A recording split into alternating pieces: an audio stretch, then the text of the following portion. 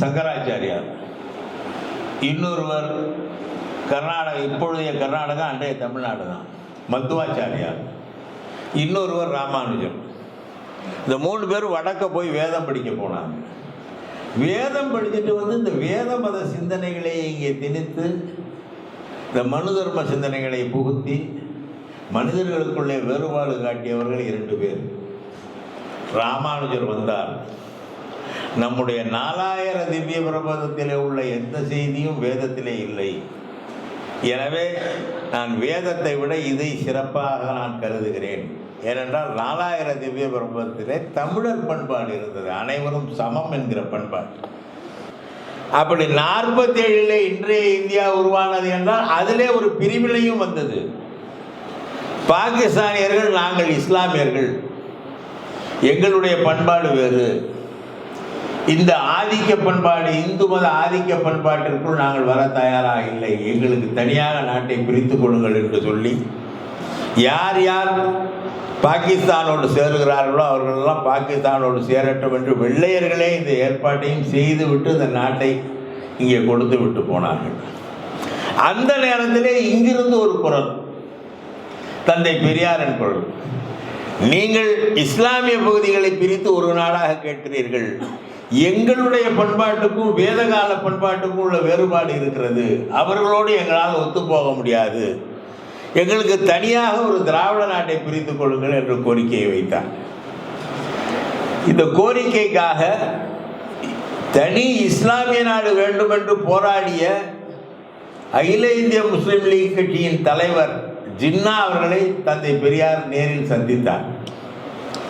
சந்தித்து, நீங்கள் உங்களுக்கு ஒரு இஸ்லாமிய நாடு கேட்கும் பொழுது எங்களுக்கும் ஒரு திராவிட நாடு பெற்றுத்தாருங்கள் என்று சொன்னார். ஜின்னா அவர்கள் அதை ஏற்றுக்கொள்ளவில்லை.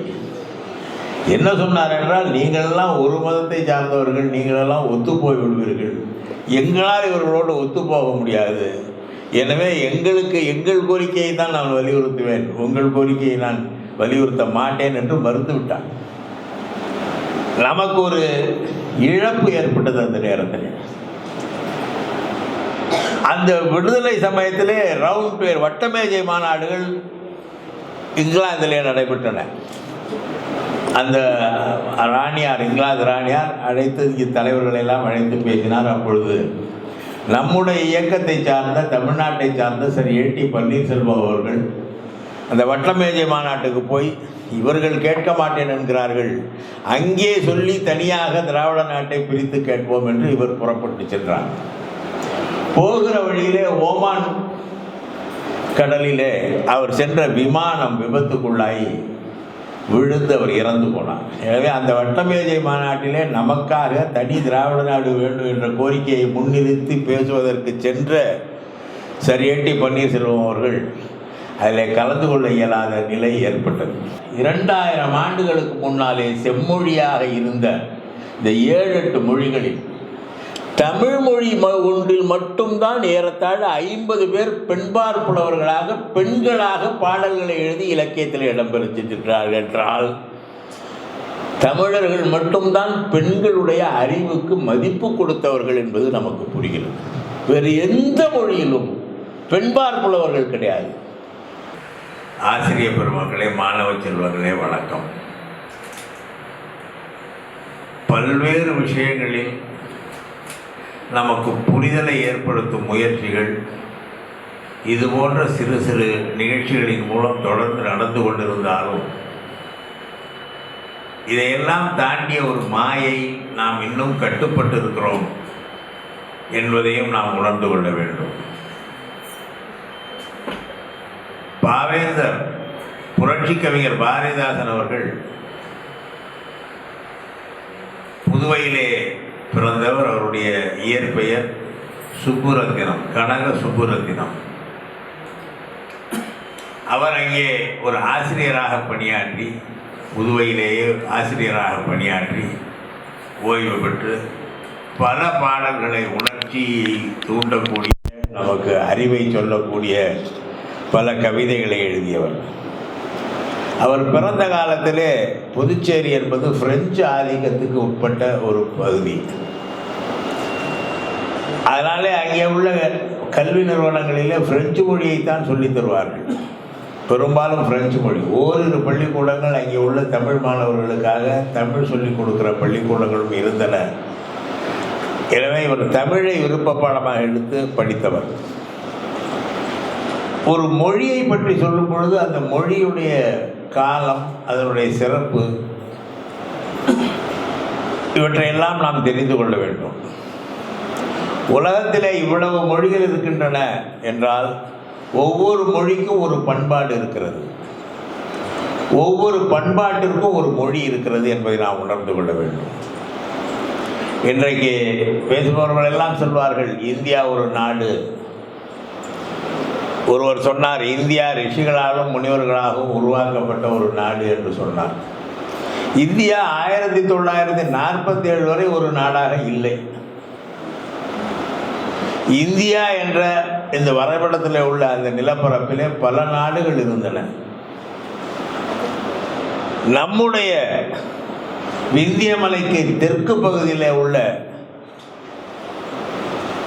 அந்த பகுதியில் வெள்ளையர்கள் ஆட்சிக்கு உட்பட்டு, நமக்கு தெரிந்தவரை சொல்கிறேன், பழைய காலத்திற்கு போகவில்லை, சமீபத்திலே 47 வெள்ளையர்கள் ஆட்சிக்கு உட்பட்ட மதராஸ் மாகாணம் என்று ஒன்று இருந்தது. அதை தவிர்த்து ஹைதராபாத் நிஜாம் பகுதி அவர் ஒரு மன்னர் ஆட்சிக்கு உட்பட்டு இருந்தது. அதே போல் மைசூர் அது ஒரு சமஸ்தானம், அது ஒரு மன்னர் ஆட்சிக்கு உட்பட்டு இருந்தது. அதே போல் திருவாங்கூர் அது ஒரு சமஸ்தானம், அது ஒரு மன்னர் ஆட்சிக்கு உட்பட்டு இருந்தது. எனவே விந்திய மலைக்கு தெற்கே 4 நாடுகள் இருந்தன. வெள்ளையர்கள் ஆதிக்கத்துக்கு உட்பட்ட நாடு அந்த பகுதி. சென்னை மாகாணத்திலேயே பல குறுநில மன்னர்கள் நிறைய பேர் இருந்தார்கள். புதுக்கோட்டை மன்னர் இருந்தார், ராமநாதபுரம் மன்னர் இருந்தார், வீரகா பாண்டிய கட்டபொம்மன் அவர் இருந்தார். இப்படி இருந்தார்கள். இருந்தாலும் இது ஒரு நாடாக இல்லை. விந்திய மலைக்கு வடக்கே என்ன நிலை என்றால் அங்கே மராட்டியர்கள் நாடு இருந்தது, மகதர்கள் நாடு இருந்தது, குப்தர்கள் நாடு இருந்தது, மௌரியர்கள் நாடு இருந்தது. அதை தவிர சிறு சிறு குட்டி நாடுகள் இருந்தன. பிறகு பின்னாலே வந்த முகாலயர்கள் ஆட்சி காலத்திலே ஒரு பெரும்பகுதியை அவர்கள் கைப்பற்றி அவர்கள் ஒரு நாடாக அதை நடத்தினார்கள். பல மன்னர்கள், முகாலய மன்னர்கள் இங்கே ஆட்சி புரிந்தார்கள். இப்படி இந்தியா என்பது ஒரு நாடாக எந்த காலத்திலும் இல்லை. 47க்கு பிறகு வெள்ளையர்கள் வெளியேறிய பிறகு, வெள்ளையர்கள் ஆண்ட பகுதி என்பது முழு இந்தியாவும் அல்ல. இதை பற்றியெல்லாம் எந்த வரலாற்று நூலிலும் இருப்பதாக எனக்கு தெரியவில்லை. வெள்ளையர்கள் ஆண்ட பகுதி என்றால் இந்த இந்தியாவில் சென்னை மாகாணம், பம்பாய் மாகாணம், கல்கத்தா மாகாணம், மத்திய மாகாணங்கள், இதுதான் வெள்ளையர்கள் ஆண்ட பகுதி. மற்றதெல்லாம் தனித்தனி மன்னர்களிடம் அந்த ஆட்சி இருந்தது. ஆனால் வெள்ளையர்கள் வெளியேறிய பிறகு இங்கு அமைந்த ஒரு அரசு இந்த மன்னர்களை எல்லாம் சந்தித்து, சர்தார் பட்டேல் அவர்கள் அந்த முயற்சியை எடுத்தார். இந்த மன்னர்களை எல்லாம் சந்தித்து, நீங்கள் ஏன் தனித்தனியாக இருக்கிறீர்கள், நாம் எல்லாம் சேர்ந்து ஒரு நாடாக இருப்போம், நம்முடைய நிலப்பரப்பு அதற்கு உதவி செய்யும், அது மட்டும் இல்லாமல் எதிரிகளை நாம் வலிமையாக எதிர்ப்பதற்கும் அது பயன்படும் என்று சொல்லி அந்த மன்னர்களுக்கெல்லாம் நாங்கள் ஆண்டுதோறும் மானியம் தருகிறோம், நீங்கள் இந்தியாவோடு இணைந்து கொள்ளுங்கள் என்று சொல்லி அப்படி இணைக்கப்பட்ட நாடு தான் இந்தியா. 47க்கு பிறகுதான் இன்றைய இந்தியா உருவானது. அப்படி 47 இன்றைய இந்தியா உருவானது என்றால் அதிலே ஒரு பிரிவினையும் வந்தது.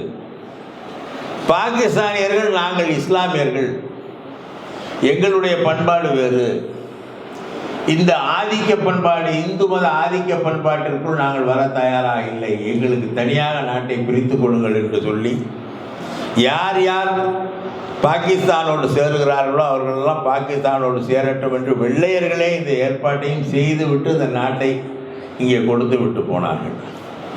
அந்த நேரத்திலே இங்கிருந்து ஒரு குரல், தந்தை பெரியாரின் குரல், நீங்கள் இஸ்லாமிய பகுதிகளை பிரித்து ஒரு நாடாக கேட்கிறீர்கள், எங்களுடைய பண்பாட்டுக்கும் வேதகால பண்பாட்டுக்கும் உள்ள வேறுபாடு இருக்கிறது, அவர்களோடு எங்களால் ஒத்துப்போக முடியாது, எங்களுக்கு தனியாக ஒரு திராவிட நாட்டை பிரித்துக் கொள்ளுங்கள் என்ற கோரிக்கையை வைத்தார்.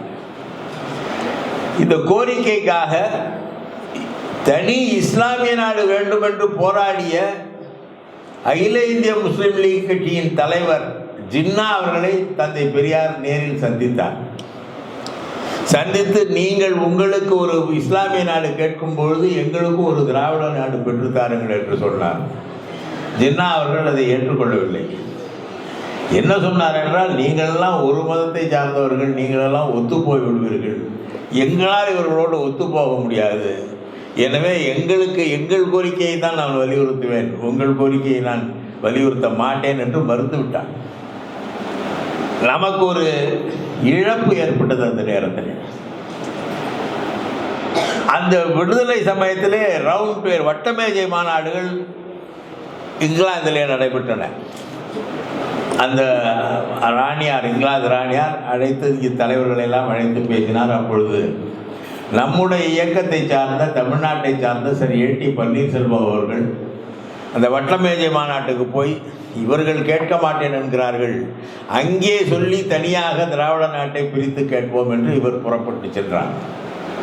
போகிற வழியிலே ஓமான் கடலிலே அவர் சென்ற விமானம் விபத்துக்குள்ளாகி விழுந்து அவர் இறந்து போனார். எனவே அந்த வட்டமேஜை மாநாட்டிலே நமக்காக தனி திராவிட நாடு வேண்டும் என்ற கோரிக்கையை முன்னிறுத்தி பேசுவதற்கு சென்ற சரி ஏடி பன்னீர்செல்வம் அவர்கள் அதில் கலந்து கொள்ள இயலாத நிலை ஏற்பட்டது.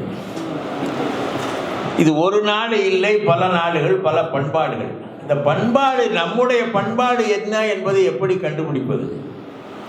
நம்முடைய இலக்கியங்கள் தான், நம்முடைய இலக்கியங்கள் தான்.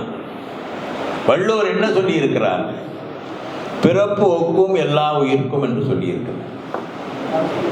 மனிதர்கள் அனைவரும் சமம் என்பது அதன் பொருள். அவர் தொடர்ச்சியாக சொல்கிறார், சிறப்பு ஒவ்வா செய்தொழில் வேற்றுமையான் என்று சொல்கிறார். செய்தொழில் என்றால் பிறக்கும் பொழுது நாம் எல்லாம் சமம். நாம் பிறந்த பிறகு நேர்மையான தொழிலை செய்தால் நான் உயர்ந்தவன், பிறந்த பிறகு நேர்மையற்ற தொழிலை செய்தால் நான் தாழ்ந்தவன் என்று பொருளே தவிர, பிறப்பாலேயே நீ சத்திரியனாக பிறக்கிறாய், நீ வைசியனாக பிறக்கிறாய், நீ பிராமணனாக பிறக்கிறாய், நீ சூத்திரனாக பிறக்கிறாய் என்று இங்கே இல்லை. அந்த தத்துவமே இங்கே கிடையாது. பல உதாரணங்களை சொல்ல முடியும். அந்த மனு தர்மத்தில் என்ன சொல்லி இருக்கிறது என்றால், மக்கள் அவர்கள் முற்பிறவியில் செய்த வினையின் பயனாக பிராமணராகவும் சத்திரியராகவும் வைசியராகவும் சூத்திரர்களாகவும் பிறக்கிறார்கள் என்பது தான் மனு தர்மம் சொல்லுகிற ஒரு விதி. இந்த முற்பிறவியில் என்ன செய்தோம் அப்படிங்கிறதுக்கு யார் கணக்கு வச்சதா என்னங்கிறதெல்லாம் ஒன்றும் தெரியாது. அதனால என்ன ஆச்சுன்னா, வடக்கே ஒரு மன்னராக வரணும்னா அவர் சத்திரியா தான் இருக்கும்.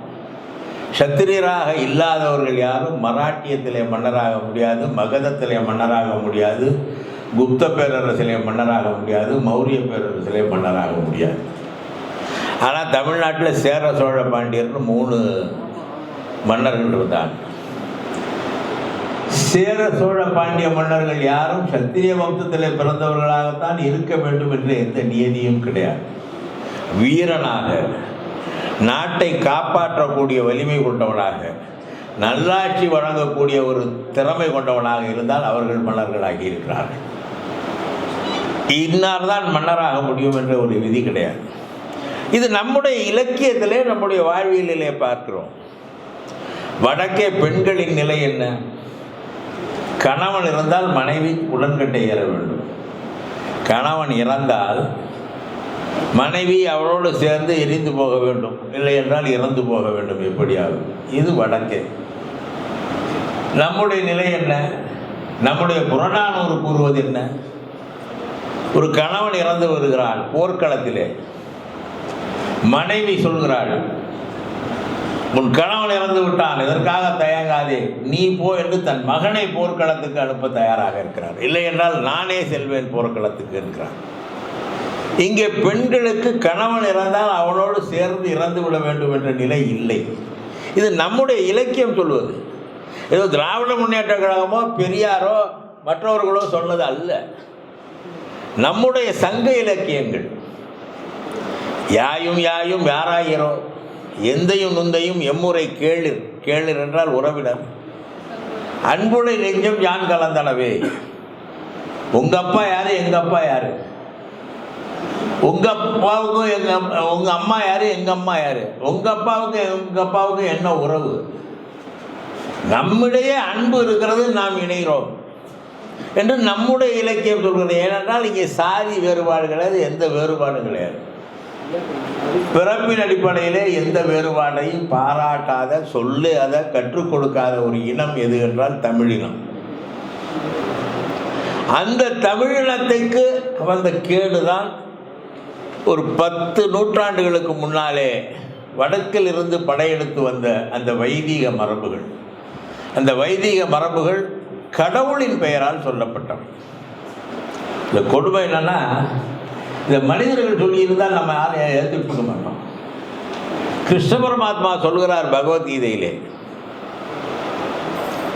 சதுர்வர்ணியம் மயா சிருஷ்டம் என்று சொல்கிறார். அப்படி என்றால் இந்த 4 வர்ணம் என்பது நான் உருவாக்கியதுன்னு கடவுளே சொல்கிறார். சரி, கடவுளே சொல்லிட்டாருப்பா, அப்புறம் கடவுள் நம்ம எப்படி ஏற்றுக்காமல் இருக்கிறது? நம்முடைய பக்தி கடவுள் சொன்னதால் அதை ஏற்றுக்கொள்ள செய்தது. அதன் காரணமாக நாமே விரும்பி நம்மை அடிமையாக்கி கொண்டோம். ஒரு சிலப்பதிகாரத்தை படிக்கும் பொழுது, இந்த சிலப்பதிகார கதை ஏதாவது ஒரு நாட்டிலே நடந்திருந்தால் எப்படி இருக்கும் என்பதை நாம் சிந்தித்து பார்க்கலாம். இங்கே சிலப்பதிகார கதையிலே கோவலன் தவறான முறையிலே மன்னரால் தண்டிக்கப்பட்டு விட்டான். அப்போ சீஃப் ஜஸ்டிஸும் ராஜா தான் சீஃப் ஜஸ்டிஸும், அவங்க தான் நீதி வழங்குறவங்க. தவறான முறையில் கொண்டு விட்டான். உடனே கண்ணகி நேராக அந்த மன்னனவைக்கு சென்று, தேராமன்னா செப்புவதுடையன் என்று சொல்லி, நீ தப்பு செஞ்சிட்ட, நீதி பிழைத்தது என்று வாதிட்டு அதற்கான ஆதாரங்களை கொடுத்தவுடன் அந்த மன்னன் தன்னுடைய அரியணையிலிருந்து நான் தவறு செய்து விட்டேன் என்று தன்னுடைய அரியணையிலிருந்து கீழே விழுந்து இறந்து போகிறான். இது நம்முடைய சிலப்பதிகாரத்திலே உள்ள கதை. இது வடக்க நடந்திருந்தால் என்ன ஆயிருக்கும்னா, கோவலன் இறந்த உடனே கண்ணகியை கோவலனோடு சேர்த்து எரிச்சிருப்பாங்க. இது நீதியும் கிடைச்சிருக்காது, நீதி நிலைநாட்டப்பட்டு இருக்காது. ஏனென்றால் அவங்க மரபு அது. இது மானுட மரபு அல்ல, வைதிக மரபு. இதையெல்லாம் எதிர்த்து போராட வேண்டிய களத்திலே அறிஞர்கள் பலர், பாரதியார் உட்பட, மகாகவி பாரதியார் உட்பட, அவர் நாட்டு விடுதலைக்காக பாடல் எழுதினார், சமுதாய விடுதலைக்காகவும் பாடல் எழுதியிருக்கிறார். அவர் வெள்ளையர்களை எதிர்க்கும் பொழுது 2 சொல்கிறார். பார்ப்பானை ஐயர் என்ற காலமும் போச்சே, வெள்ளை பரங்கியை துரை என்ற காலமும் போச்சே என்று பாரதியார் எழுதுகிறார்.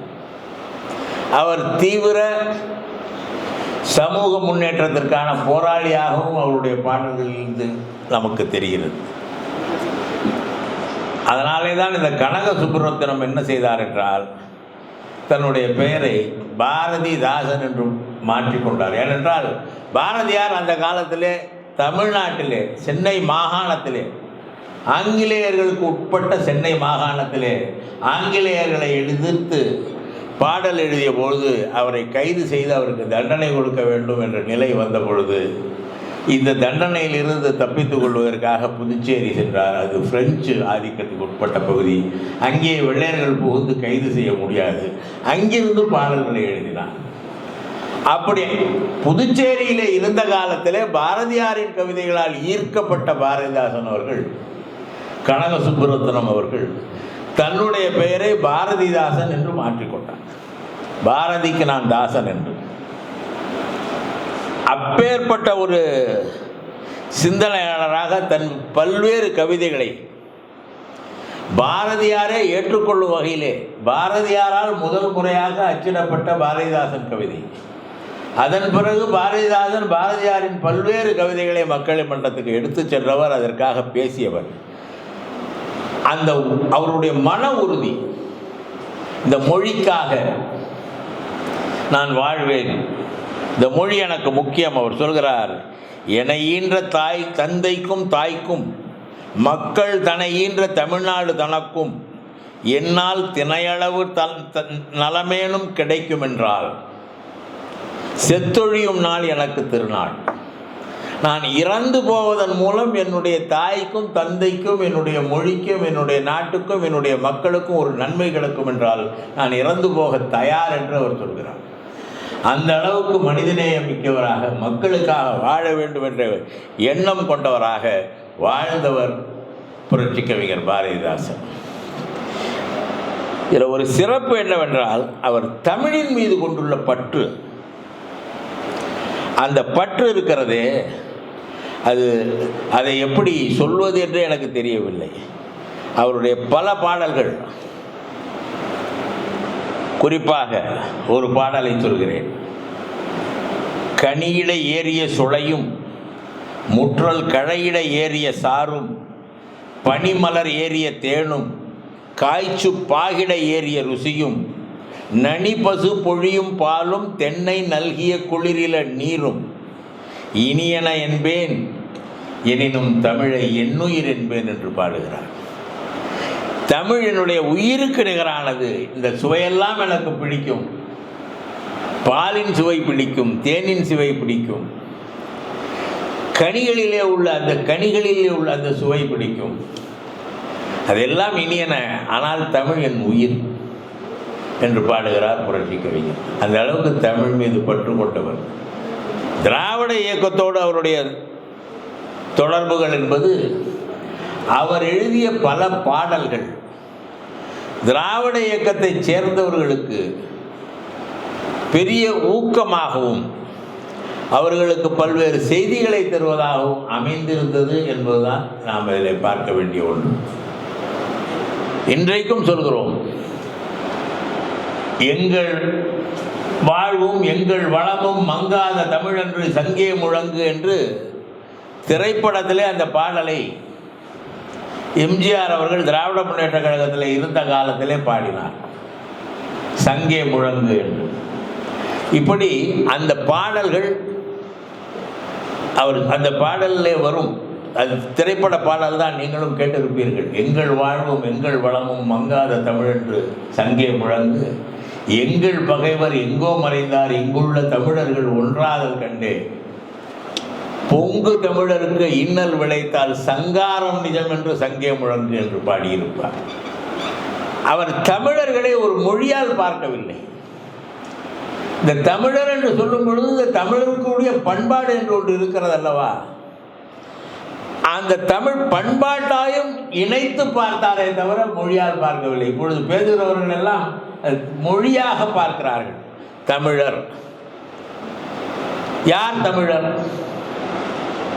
நம்முடைய தமிழ், நம்முடைய மாநில தமிழ் வாழ்த்து பாடல் நாம் பாடி தொடங்கினோம் அல்லவா, அந்த பாடலிலேயே மனோன்மணியம் சுந்தரம் பிள்ளை ஒரு 2 வரிகளை எழுதியிருப்பார்.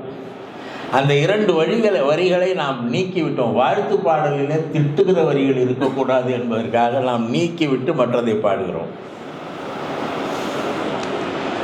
கன்னடமும் கலிதெலுங்கும் கவின் மலையாளமும் துளுவும் உன்னுதரத்து உதித்தெழுந்தே ஒன்று போல ஆயினும், அது இன்றைக்கு ஆரியம் போல் உலக வழக்கு அழிந்து ஒழிந்து சிதையா உன் சீரிழமை திறமை என்று செயல் மறந்து வாழ்த்துதுமே என்று இந்த 2 வரிகள் வரும். இது ஒரு மொழியை இழித்து பேசுவது நமக்கு பழக்கம் அல்ல. ஆரியம் இல்லை, வடமொழி இன்றைக்கு நடைமுறையிலே இல்லை. எனவே அதை நாம் இழித்து பழித்து பேச வேண்டாம் என்பதற்காக சுந்தரம் பிள்ளை எழுதிய அந்த வரிகளிலே அந்த 2 வரிகளை எடுத்து விட்டுத்தான் தமிழ்த்தாய் வாழ்த்து பாடுகிறோம். நாம் அந்த அளவுக்கு பெருந்தன்மையோடு தான் நான் வாழ்ந்து கொண்டிருக்கிறோம். இது ஏன் சொல்கிறேன் என்றால், கன்னடமும் கலிதெலுங்கும் கவின் மலையாளமும் துளுவும் உன்னுதர துதித்தெழுந்தே ஒன்று போல ஆயிடணும் என்று சொல்லி இருக்கிறாரே, அதற்கு பொருள் என்ன என்றால், விந்திய மலைக்கு தெற்கு பகுதியிலே தமிழ் மட்டுமே ஒரு காலத்தில் ஒற்றை மொழியாக இருந்தது. அந்த தமிழ் மொழி சங்க இலக்கிய காலத்தில், திருவள்ளுவர் திருக்குறள் எழுதிய காலத்தில் கன்னடம் கிடையாது, தெலுங்கு கிடையாது, மலையாளம் கிடையாது, தொடுமொழி கிடையாது. பிறகு வடமொழி கலப்பினால் இந்த மொழிகள் எல்லாம் உருவாயின. எனவே தமிழர் என்பவர் இந்த பகுதியில் வாழ்ந்தவர்கள் அனைவரும் தமிழர்கள் தான். திராவிடம் என்ற சொல் எப்பொழுது வந்தது என்றால், மனு தர்மத்திலே சொல்லியிருக்கிறாங்க, இந்த விந்திய மலைக்கு தெற்கு பகுதியை திராவிடம் என்று. தமிழ் தமிழ் மருவி திரமிழம், திரமிழம் மருவி திராவிடம் என்று ஆனது. எனவே அடிப்படை தமிழ் தான். இதை பற்றி ஒரு பேராசிரியர் ஒரு நூல் எழுதியிருக்கிறார், தமிழ் ஸ்டடீஸ், எம் ஸ்ரீனிவாச ஐயங்கார் என்பவர் எழுதியிருக்கிறார். அந்த நூலிலே இந்த விளக்கங்களை எல்லாம் அவர் சொல்கிறார். திராவிடம் என்பது தமிழும், அது தமிழ் என்ற சொல்லின் மருவிய சொல் தான் திராவிடம் என்று அவர் குறிப்பிடுகிறார். அதே போல் டி.ஆர். சேஷையங்கார் என்பவர் திராவிடியன் ஸ்டடீஸ் என்று ஒரு புத்தகம் எழுதியிருக்கிறார். அவரும் இந்த பண்பாட்டை பற்றி சிறப்பாக பேசுகிறார். உலகத்திலேயே நான் இன்னொன்றை சொல்கிறேன், உங்களுக்கு எளிதில் புரியும்படி ஒன்றை சொல்கிறேன். பெண்களை பற்றி நான் பேசினேன். பெண்களை, தமிழ் மொழி பெண்களுக்கு கொடுத்த மரியாதையை பற்றி இப்பொழுது சொல்லப் போகிறேன். உலகத்திலே ஒரு 7-8 மொழிகளை செம்மொழி என்று சொல்வார்கள். வடமொழி, தமிழ் மொழி, கிரேக்க மொழி, லத்தீன் மொழி, அரபு மொழி, ஹீப்ரு மொழி, சீன மொழி, இவற்றையெல்லாம் செம்மொழி என்று சொல்வார்கள். செம்மொழி என்றால் அதற்கு என்ன பொருள் என்றால், 2000 ஆண்டு காலம் ஒரு மொழி வழக்கிலே இருக்க வேண்டும். அதுதான் செம்மொழி என்று அமெரிக்காவைச் சேர்ந்த பேராசிரியர் ஜார்ஜ் ஹார்ட் அவர்கள் அது குறித்து ஒரு ஆய்வு நடத்தி, அதை நம்முடைய யுனெஸ்கோ நிறுவனத்திடம் கொடுத்து, அந்த யுனெஸ்கோ நிறுவனம் செம்மொழிக்கு என்று வைத்துள்ள தகுதி என்னவென்றால் 2000 ஆண்டுகள் அந்த மொழி தொடர்ந்து வழக்கில் இருக்க வேண்டும். அதுதான் செம்மொழி. பல மொழிகள் அப்படி இருப்பதில்லை, புதிதாக உருவாகும். அப்படிப்பட்ட செம்மொழி என்று இந்த 7 மொழிகள் சொல்கிறேன் அல்லவா, இவையெல்லாம் 2000 ஆண்டுகளுக்கு முன்னாலே இந்த மொழிகள் நடைமுறையிலே இருந்தது என்றால், இந்த மொழிகளிலே இலக்கியங்கள் இருந்தன. எல்லா மொழிகளிலும் இலக்கியங்கள் இருந்தன. அவை கவிதை வடிவிலே இருந்திருக்கலாம், அல்லது கதை வடிவிலே இருந்திருக்கலாம், இலக்கியங்கள் இருந்தன. ஆனால் இந்த இலக்கியங்களை எழுதியவர்கள் யார், படைப்பாளிகள் யார் என்று பார்த்தால், 2000 ஆண்டுகளுக்கு முன்னாலே செம்மொழியாக இருந்த இந்த 7-8 மொழிகளில் தமிழ் மொழி ஒன்றில் மட்டும்தான் ஏறத்தாழ 50 பேர் பெண்பார் புலவர்களாக, பெண்களாக பாடல்களை எழுதி இலக்கியத்தில் இடம்பெற்றிருக்கிறார்கள் என்றால், தமிழர்கள் மட்டும்தான் பெண்களுடைய அறிவுக்கு மதிப்பு கொடுத்தவர்கள் என்பது நமக்கு புரிகிறது. வேறு எந்த மொழியிலும் பெண்பார் புலவர்கள் கிடையாது. காரணம், பெண்களை அவர்கள் ஒரு பொருட்டாகவே எந்த மொழியிலும் 2000 ஆண்டுகளுக்கு முன்னாலே கருதவில்லை. தமிழர்கள் மட்டும்தான் பெண்களுடைய அறிவுக்கு மதிப்பு கொடுத்தவர்கள். பெண்கள் பாடல் எழுதினால் அதற்கு மதிப்பு, அது இலக்கியத்திலே, புறநானூற்றிலே, அகநானூற்றிலே இடம்பெற்றிருக்கிறது. ஏறத்தாழ 50 பேர் பெண்பார் புலவர்கள் பாடல் எழுதி. ஒரு ஔவையார் பாடல்கள் படித்திருப்பீர்கள். ஒரு பெண்மணி, ஒரு பெண்பார் கவிஞர் 2 மன்னர்களுக்கிடையே தூது போய் ஒரு போரையே நிறுத்திய வரலாறு இருக்கிறது என்றால், அந்த வரலாறு, அத்தகைய வரலாறு தமிழ் மொழியிலே மட்டும்தான் இருக்கும், வேறு எந்த மொழிக்கும் கிடையாது. சிறப்பு. பாரதிதாசனை விட்டு விலகி ரொம்ப நீண்ட தூரம் போய்விட்டேன் என்று சொல்லாதீர்கள். பாரதிதாசன் இதற்காக பாடுபட்டவர், அதுதான் முக்கியம். பாரதிதாசன் என்பவர் இந்த சிந்தனைகளை மக்கள் மத்தியிலே விளைவித்தவர். சொல்கிறார், செந்தமிழே உயிரே நறுந்தேனே, செயலினை மூச்சினை உனக்களித்தேனே, நைந்தாயனில் நைந்து போகும் என் வாழ்வு என்றும், தமிழரின் மேன்மையை இழந்தவனை என் தாய் திருத்தாலும் விடேன் என்றும் பாடுகிறார். காரணம், தமிழ் மொழி அவ்வளவு செம்மாந்த மொழி. தமிழ் இனம் என்பது அனைவரும் மதித்த இனம், மனிதர்களை மனிதர்களாக பார்த்த இனம். அதனாலே தான் இயல்பாகவே இது போன்ற கவிஞர்கள் எல்லாம் வந்து இந்த பாடல்களை எழுதி இந்த மொழிக்கு இழிவு வரும் என்றால் நம்முடைய இனத்துக்கு இழிவு வரும் என்று எண்ணி எழுதியவர்கள். எப்படி அவர்கள் திராவிட இயக்கத்தை, புரட்சி கவிஞரின் பாரதிதாசனின் கவிதைகள் திராவிட இயக்கத்தை என்ன செய்தன என்றால் திராவிட இயக்கத்தை போராட தூண்டின. அவர்களுடைய திராவிட இயக்க தலைவர்களின் உள்ளத்திலே போர் எண்ணத்தை உருவாக்கின. அவர்கள் போரிடுவதற்கான ஒரு ஆயுதமாக புரட்சி கவிஞர் அவர்களுடைய கவிதைகள் விளங்கின. எவ்வளவு நிகழ்வுகள்!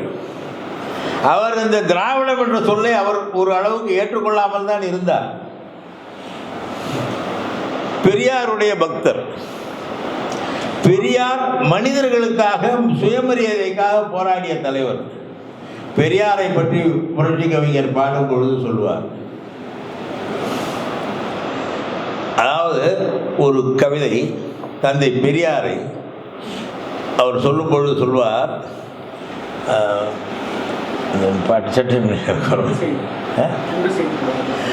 தொண்டு செய்து பழுத்த பழம் தூய தாடி மார்பில் விழும், மண்டை சுரப்பை உலகு தொழும், மணக்குகையில் சிறுத்த எழும் என்று சொல்வார். அவர் தொண்டு செய்து பழுத்த பழம், அவருடைய இந்த தாடி, வெள்ளை தாடி, வெண்தாடி, தூய தாடி அவருடைய மார்பிலே விழும், அவ்வளவு நீளமாக இருக்கும். அவருடைய சிந்தனைகள் உலகமே வணங்கி ஏற்றுக்கொள்ளும், மண்டை சுரப்பை உலகு தொழும். அவருக்கு கோபம் வந்தால் மணக்குகையில் சிறுத்த எழும் என்று சொல்வார். பெரியாரை பற்றி சொல்லும் பொழுது அவர் மீது ஒரு வழக்கு.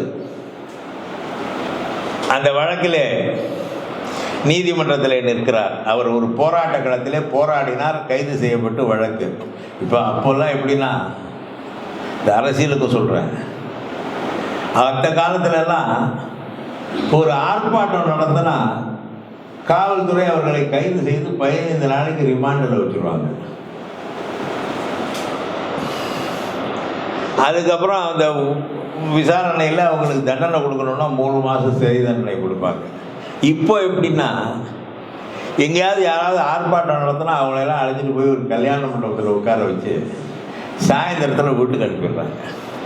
நான் கூட நினச்சி பார்ப்பேன், இந்த அந்த காலத்தில் எல்லா போராளிகளையும் ஆர்ப்பாட்டம் நடத்தினா 15 நாள் ரிமாண்டில் வைக்கிறாங்களே, அந்த மாதிரி இப்போ இருந்துச்சுன்னா எவ்வளோ பேர் கட்சி ஆரம்பிப்பாங்கன்னு யோசிச்சு பார்ப்பேன். பாதி பேர் கட்சியே ஆரம்பிக்க மாட்டாங்க. இது எதுக்குடா ரொம்ப 15 நாள் ஜெயிலில் இருக்கிறதுக்கு நம்ம ஏன்டா கட்சி நடத்தணும்? அரசியல் எளிமையாக்கப்பட்டு விட்டது, அதனாலே எல்லோரும் வந்து விடுகிறார்கள். இன்றைக்கு ஒருவர் சொல்கிறார், தமிழ் திராவிடத்துக்கு எதிரி, தமிழ் தான் என் மூச்சு என்கிறார். நான் கொஞ்சம் யோசிச்சு பார்த்தேன். திராவிட இயக்க தலைவர்கள், தந்தை பெரியாராகட்டும், அவருடைய எழுத்துக்கள், அறிஞர் அண்ணாவாகட்டும், முத்தமிழறிஞர் கலைஞராகட்டும், இவர்கள் தமிழ் மொழிக்கு செய்த பங்களிப்பு என்ன?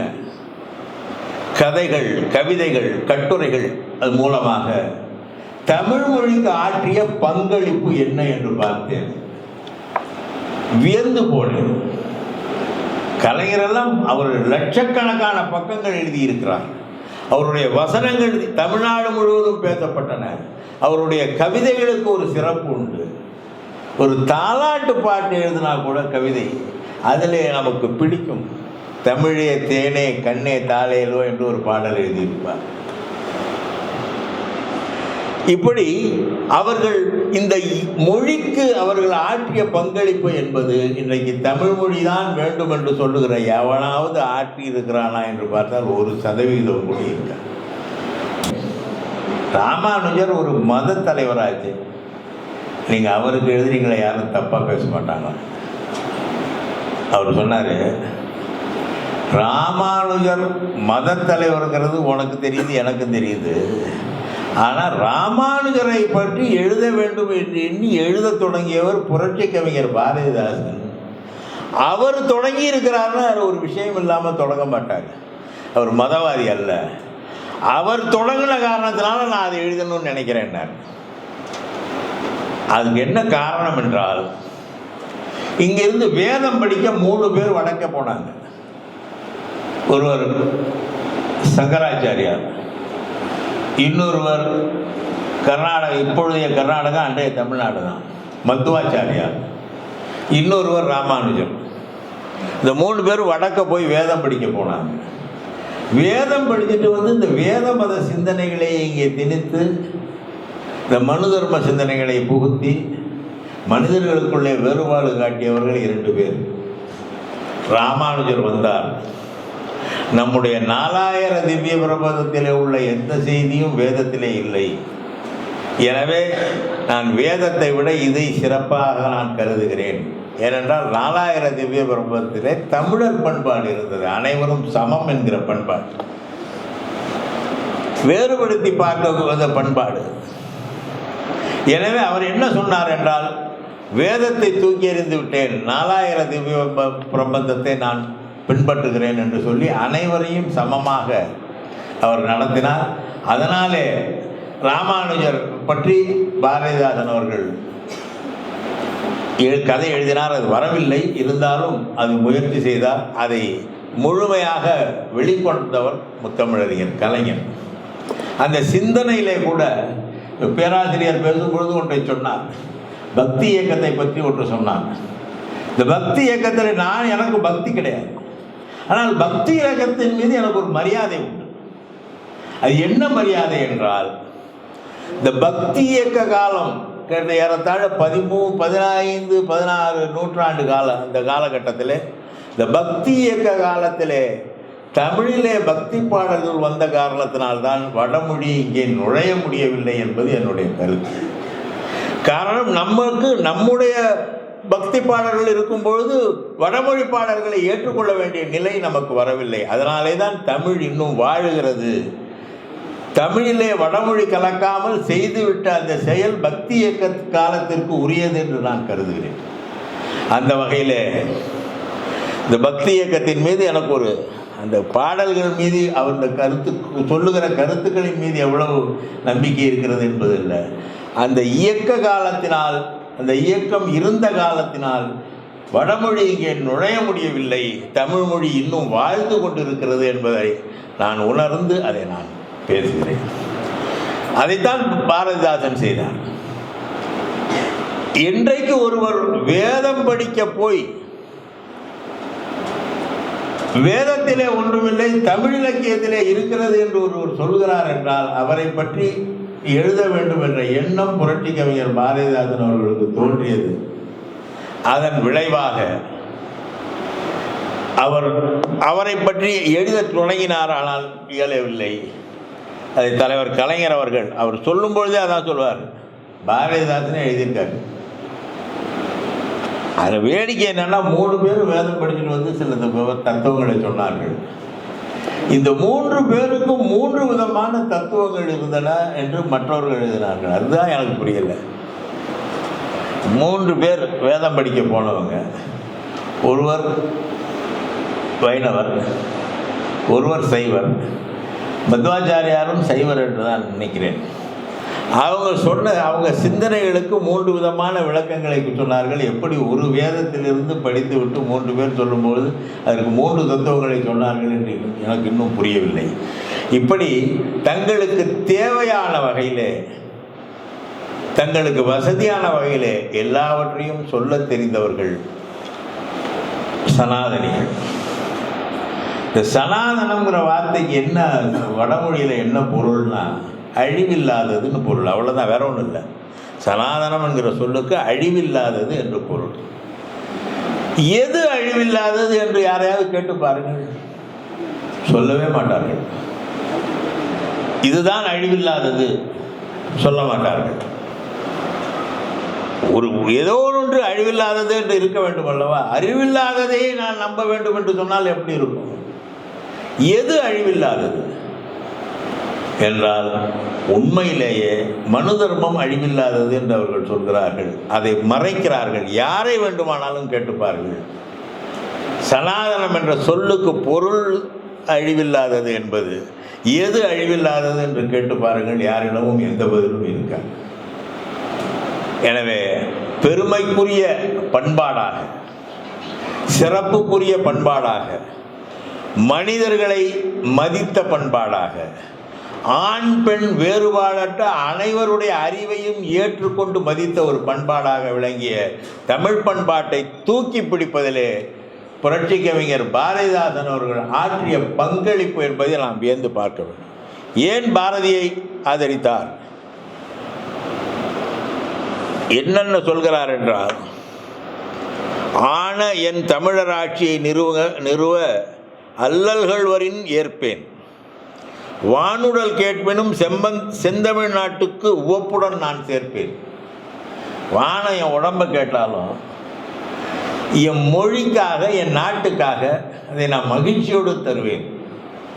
எல்லா வகையிலும் அவர் சிந்தனை இந்த மொழியை மட்டுமல்ல, இந்த மொழியை தாண்டி இந்த மனிதர்களுடைய பண்பாடு. மொழி என்பது எப்பொழுது சிறப்பு பெறுகிறது என்றால், அந்த பண்பாட்டின் காரணமாக சிறப்பு பெறுகிறது. தமிழ் என்னும் பேருணர்ச்சி இந்நாள் போல தமிழ்நாட்டில் எந்நாளும் இருந்ததில்லை. தமிழர்க்கு தொண்டு செய்யும் தமிழனுக்கு தடை செய்யும் நெடுங்குன்றும் தூளாய் போகும். அதாவது தமிழன் தமிழ்ங்கிறத ரெண்டையும் அவர் பிரித்து பார்க்கல, ஒன்றாக பார்க்கிறார். காரணம், தமிழ் பண்பாடு என்பது பிறப்புக்கும் எல்லாருக்கும் என்று வள்ளுவர் சொன்ன அந்த பண்பாடு. எத்தகைய வீரத்தை மக்கள் மனதிலே உணர்த்தியதோ அந்த பண்பாடு, எத்தகைய வாழ்வியல் முறை இங்கே நிலவியதோ அந்த பண்பாடு.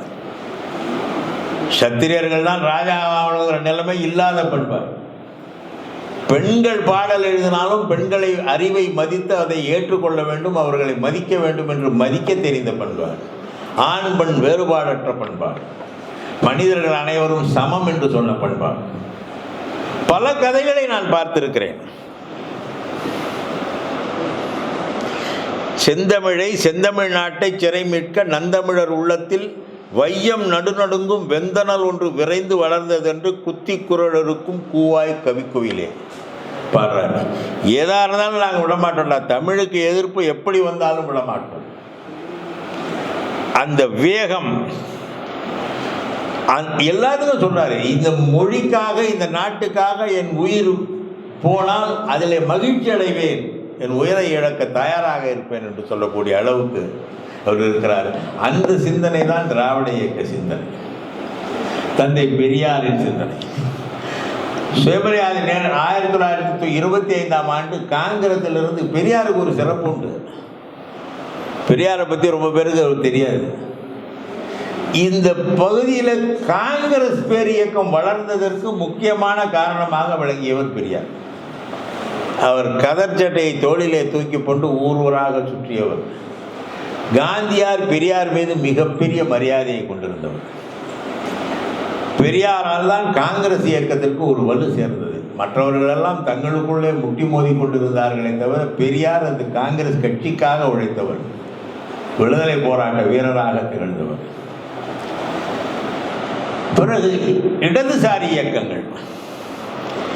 பெரியார் ரஷ்யா சென்று திரும்பி வருகிறார், சோவியத் ரஷ்யாவுக்கு வந்தவுடன் இந்த இடதுசாரி பிரச்சாரத்தை தொடங்குகிறார். அதுக்கு என்ன செய்கிறாருன்னா, சுயமரியாதை இயக்கம் இவர் நடத்துகிறார். சுயமரியாதை சமதர்ம கட்சி என்று ஒரு அமைப்பை உருவாக்கி இங்கே ஜீவானந்தம் போன்ற தோழர்களை அதில் இணைத்து பாடுபடுகிறார். அப்போ என்ன பண்ணுவார்னா, பேர் வைப்பார் பெரியார். பிறந்த குழந்தைக்கு பேர் வைங்கன்னா மாஸ்கோன்னு பேர் வைப்பார், ரஷ்யான்னு பேர் வைப்பார், ஆம்பளை பிள்ளைங்களுக்கு லெனின்னு பேர் வைப்பார். ஒருத்தர் கேட்டார் பெரியார்கிட்ட, இது என்னங்க இது மாஸ்கோ ரஷ்யான்னு ஊர் பேரெல்லாம் வச்சுருக்கீங்க என்ன? பெரியாருக்கு கோவம் வந்துருச்சு. ஏன் நீ திருப்பதி பழனி சிதம்பரம்னு பேர் வைக்கிற, நீ வைக்கிறதெல்லாம் ஊர் பேர் இல்லையா? நான் வச்சாதான் ஊர் பேரா? அதுக்கப்புறம் அவளுக்கு பேச்சு இல்லை. அப்படி இடதுசாரி சிந்தனைகள், இடதுசாரி இயக்கங்களை வளர்த்தவரும் தந்தை பெரியார். திராவிட இயக்கத்தை வளர்த்தவரும் தந்தை பெரியார். எந்த 3 இயக்கங்கள் இந்த நாட்டுக்கு தேவை என்று கருதினாரோ அந்த 3 இயக்கங்களும் இங்கே வலிமையாக கால் ஒன்ற அடிப்படை அமைத்தவர், அதற்காக பாடுபட்டவர் தந்தை பெரியார் என்பதை நாம் மறந்துவிடக்கூடாது.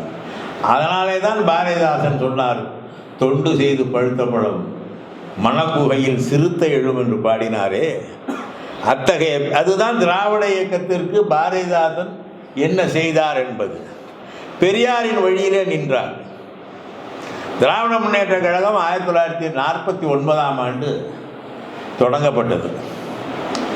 அப்பொழுது அந்த கொள்கை விளக்கத்திற்காக நவம்பர் 18, 1949 சென்னையில் உள்ள ராபின்சன் பூங்காவில் ஒரு கூட்டம் நடைபெற்றது.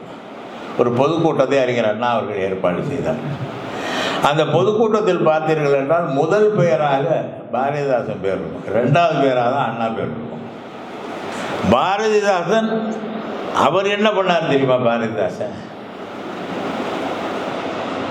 பெரியாரோடு ஒரு கருத்து முரண்பாடு வந்தவுடன் அண்ணாவோடு சேர்ந்தார். அந்த ஒரு திராவிடர் கழக செயற்குழுவில் 50 பேர் உறுப்பினர்கள்.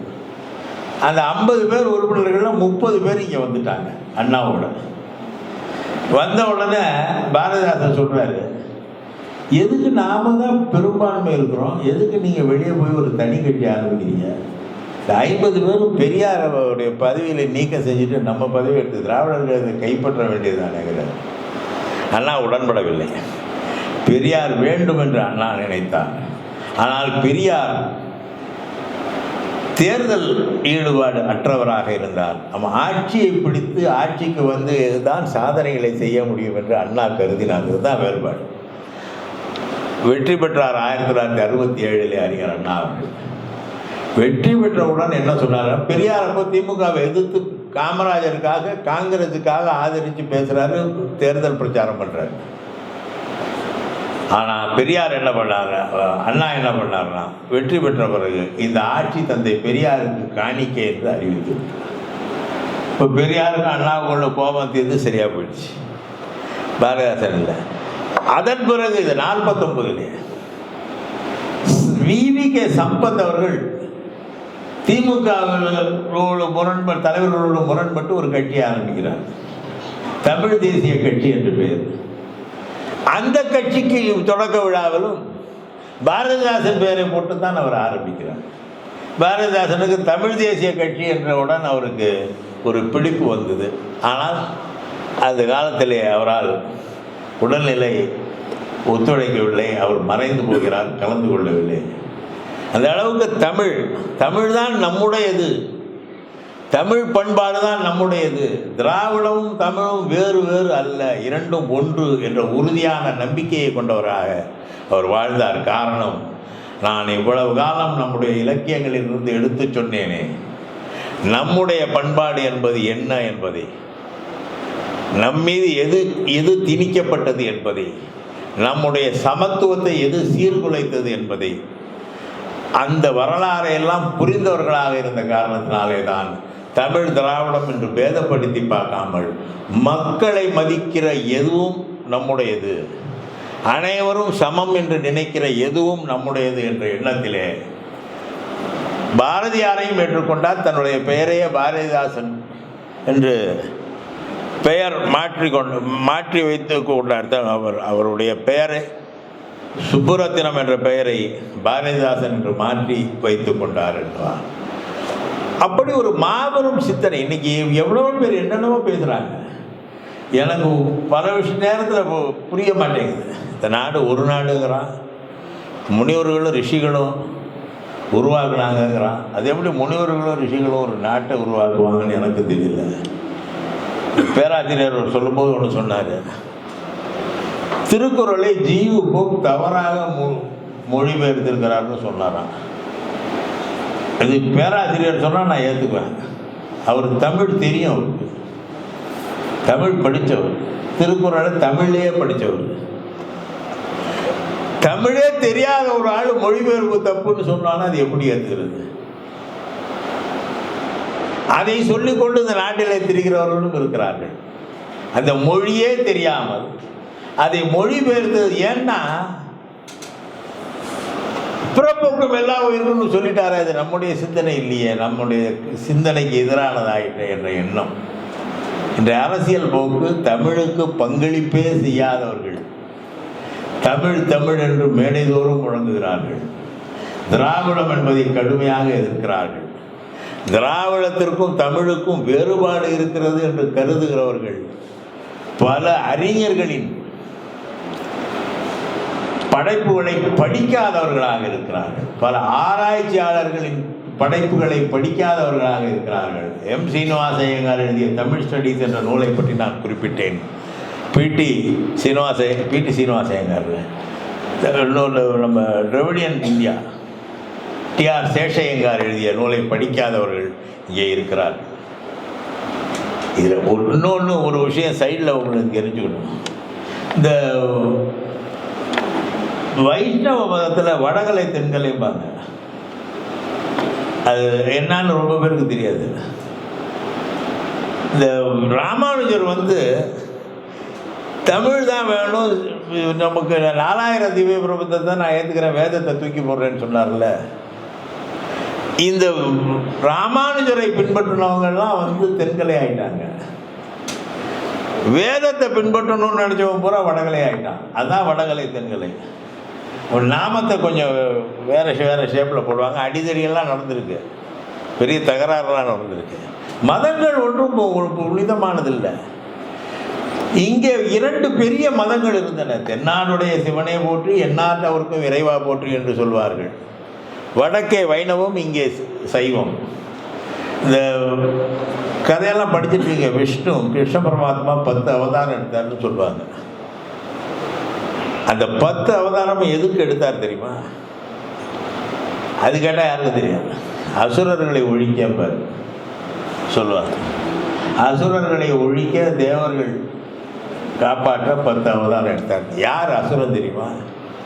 யார் சிவபக்தனாக இருந்தானோ அவன்லாம் அசுரன். ராவண அசுரன் பெரிய சிவபக்தன். இரண்யன் பெரிய சிவபக்தன், சிவனை நினைந்து வணங்கி சிவனிடமிருந்து வரம் பெற்றவன். இந்த 10 அவதாரமும் நீங்கள் படித்து பார்த்தீங்கன்னா அந்த கதையை தெரியும். 10 பேரும் சிவபக்தர்கள். விஷ்ணுவுக்கு அவங்கள பிடிக்கலை, கிருஷ்ண பரமாத்மாவுக்கு. அவன் ஏன் பக்தனாக இல்லாமல் அந்த சிவனுடைய பக்தனாக இருக்கானே, அவனையெல்லாம் காலி பண்ணுறான்னு 10 பேருக்கு 10 அவதாரம் எடுத்து காலி பண்ணார். அதான் கதை. இது சைவ வைணவ போராட்டம். நாங்கள் என்ன சொல்கிறோம்னா, இந்த 2 மதத்தை தூக்கி போடு. மானுடம் போற்றுதும் என்பதை கையில் எடு. மனிதர்கள் அனைவரும் வளர வேண்டும், வாழ வேண்டும், படிக்க வேண்டும், ஒருவருக்கு ஒருவர் உதவி செய்யக்கூடிய வேண்டும். மனித இனம் என்பது எறும்புக்கு இருக்கிற ஒற்றுமை, பூச்சி பொட்டுகளுக்கு இருக்கிற ஒற்றுமை, மிருகங்களுக்கு இடையே இருக்கிற ஒற்றுமை. அந்தந்த புலியெல்லாம் சேர்ந்து யானையை தாக்கும், யானையெல்லாம் சேர்ந்து புலியை தாக்கும். மனிதர்களிடம் இல்லை என்பதுதான் தந்தை பெரியாரின் கவலை, புரட்சி கவிஞர் பாரதிதாசனின் கவலை. இந்த மனிதர்களை ஒற்றுமைப்படுத்த வேண்டும் என்றால் இந்த வேற்றுமை சிந்தனைகள் கடவுள் பெயரால் சொல்லப்பட்டவை, இதை தூக்கி எறிய வேண்டும் என்பதற்காக அவர்கள் பாடுபட்டார்கள். எனவே திராவிடம் என்பது தமிழ், தமிழ் என்பது திராவிடம். நம்முடைய சிறப்பு என்பது விந்தியமலைக்கு தெற்கே தென்பகுதியிலே உள்ள இந்த நிலப்பரப்பு என்பது சமத்துவத்தை போற்றிய நிலப்பரப்பு. நம்முடைய இலக்கியங்கள் சமத்துவத்தை சொல்கின்றன. நம்முடைய மன்னர்கள் யாரும் ஒரு குறிப்பிட்ட வகுப்பிலே பிறந்தவர்கள் இல்லை. யார் திறமைசாலிகளோ அவர்கள் மன்னர்களானார்கள் என்ற வகையிலே புரட்சி கவிஞர் பாரதிதாசனின் பங்களிப்பு என்பது நமக்கு மிகப்பெரிய விழிப்புணர்ச்சியை ஏற்படுத்துகிறது. பாரதிதாசனை படிப்போம், அவர் வாழ்ந்த வாழ்க்கையை பார்ப்போம், அவர் தந்த கருத்துக்களை ஏற்போம் என்று சொல்லி இந்த வாய்ப்புக்கு நன்றி கூறி விடைபெறுகிறேன். வணக்கம்.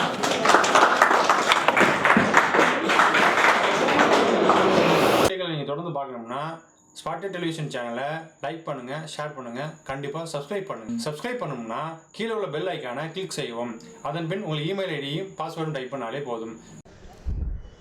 Hi, this is Inia here. For more filmy entertainment news, subscribe to